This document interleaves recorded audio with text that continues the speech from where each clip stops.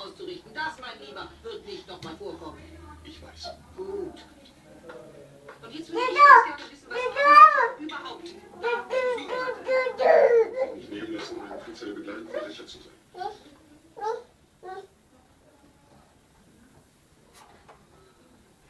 Nein. Das gibt's doch nicht. Das ist ja fantastisch. Wirklich. Ich weiß überhaupt nicht.